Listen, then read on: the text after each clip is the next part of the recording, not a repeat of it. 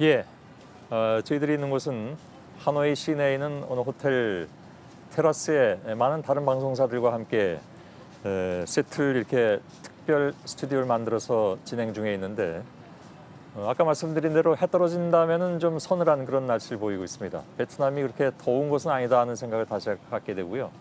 무엇보다도 미세먼지가 굉장히 극성을 부리고 있는데 저희 제작진이 이미 한 일주일 전에 도착했습니다만 그때 이후에 미세먼지가 풀린 적은 없다고 합니다. 그리고 햇빛도 한 번도 보지 못했다고 해서 계속 좀 흐린 상태에서 이렇게 먼지가 좀 극심한 그런 상황입니다. 여기 와서 들어봤더니 베트남의 오토바이가 무려 1억 대라고 합니다. 그러니까 하노이 지역에만 500만 대가 넘고요. 베트남 전국으로 치면 1억 대가 된다고 하니까 그로 인해서 발생하는 미세먼지 굉장히 심한 것 같습니다. 참고로 우리나라의 오토바이는 전국적으로 등록된 것이 200만 대 정도입니다. 그러니까 비교가 안 될 정도로 여기는 오토바이가 많고 그것이 공기오염의 주범이 아닌가 싶습니다. 날씨는 계속 그런 흐려 있는 상태고 한데 글쎄요, 먼지나 날씨나 이것과 상관없이 북미 회담은 좀 아주 깨끗하게 잘 끝났으면 하는 생각을 다시 하게 됩니다. 저희 제작진이 마련한 특설 세트에서 지금 뉴스룸을 진행해 드리고 있습니다. 트럼프 미 대통령의 전용기 에어포스 원이 워싱턴을 출발한 지 이제 17시간이 좀 넘는 그런 상황입니다. 전용기에서는 트위터에 매우 생산적인 회담을 고대한다 이렇게 기대감을 드러내기도 했죠. 베트남 현지에 먼저 도착해 있는 핵심 참모들에게 실시간 보고도 받고 있는 것으로 알려졌습니다.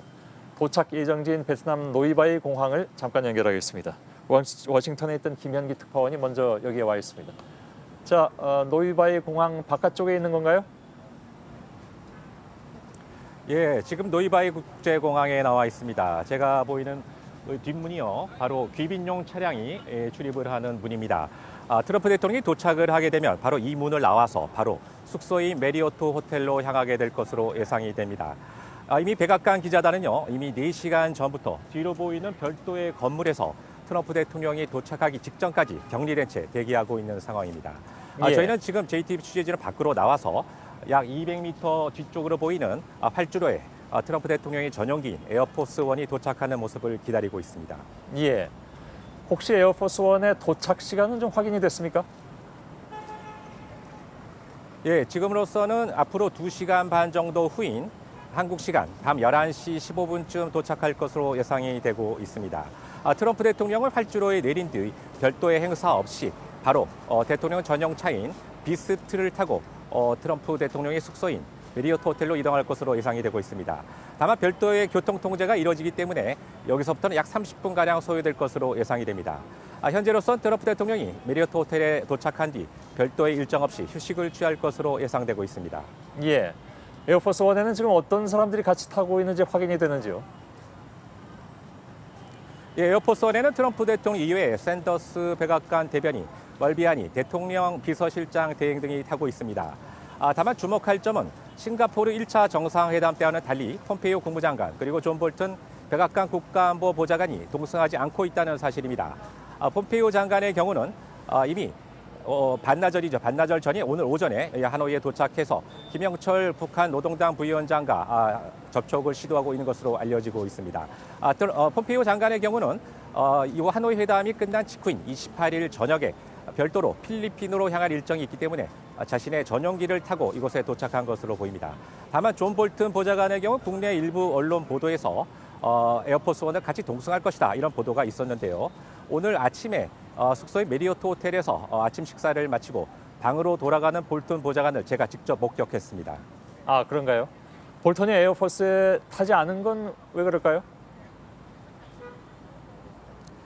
네, 강경파 볼튼의 경우는 그동안 대북 선제 타격론이라든지 리비아식 핵폐기론을 강하게 주장했던 사람인데요. 트럼프 대통령이 북한이 존 볼튼 보좌관에 대해서 갖고 있는 반감, 이런 저항감을 고려해서 배려한 것이 아닌가 이렇게 추정이 되고 있습니다. 또 존 볼튼 보좌관의 경우는 내일로 예정된 만찬에도 참석하지 않는 것으로 여겨지고 있습니다. 또 한편으로 오늘 오전에 갑자기 김정은 위원장의 숙소인 멜리아 호텔에 설치되기로 돼 있던 백악관 기자단의 프레스 센터가 급거 국제 미디어 센터로 옮겨졌는데요. 이런 결정을 하게 된 배경도 같은 맥락으로 이해할 수 있겠습니다. 예. 자, 트럼프는 원래 그 주요 행사 전에 뭔가 좀 트위터를 통해서 메시지를 던지곤 하는데 이번에도 관련한 메시지를 내놨죠.